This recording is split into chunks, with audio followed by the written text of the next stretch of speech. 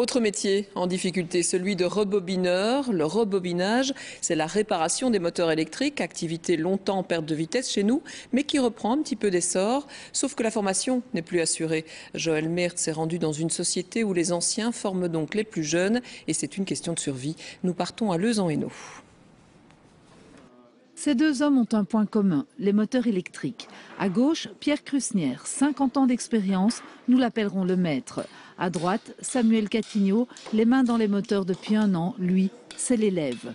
Les moteurs électriques n'ont plus de secret pour Pierre. Il a commencé à travailler à 14 ans. Sa spécialité, le rebobinage, la réparation des circuits électriques des moteurs de machines, de bateaux ou d'ascenseurs par exemple. Un travail d'orfèvre. On doit remettre les fils d'après la vitesse du moteur, d'après le diamètre du fil.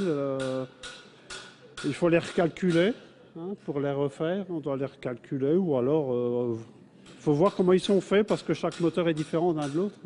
Il faut être précis parce que si on se trompe dans des moteurs comme ça, là, c'est un problème. Quand ils remettent en route sur les chaînes dans les entreprises, il faut que ça aille du premier coup. Et on n'a pas le droit à l'erreur. Comme il n'existe plus de formation en bobinage dans les écoles, c'est Pierre qui assure la transmission du savoir dans l'atelier. Son élève, Samuel, a littéralement flashé pour ce métier. À l'époque, il apportait à Pierre les moteurs à réparer pour son ancien employeur. Aujourd'hui, il travaille ici et il apprend. Tu vois, ça c'est la sonde, ça c'est le frein, et ça c'est la ventilation. Il a déjà des connaissances en électricité, donc quand tu lui expliques quelque chose, il comprend assez vite. Mais il y a tout le reste à lui apprendre. Tout le reste à lui apprendre, évidemment, mais ça il faut du temps. C'est un métier qui est vaste, il y a beaucoup à apprendre. Maintenant on n'apprend pas ça en 1 an.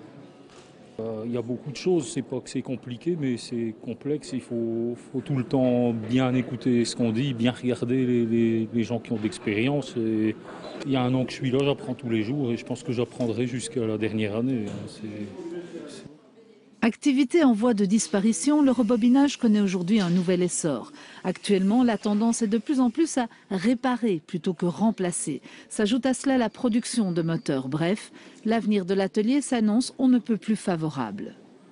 Eh bien, l'année prochaine, nous comptons engager 2 nouvelles personnes. Nous avons une augmentation de la demande de nos clients. Nous avons de nouveaux marchés également. Et ces personnes seront formées en interne par les personnes qui sont là pour le moment. Pierre sera pensionné dans 1 an, mais il sera probablement là aux côtés de Samuel pour former les nouveaux rebobineurs.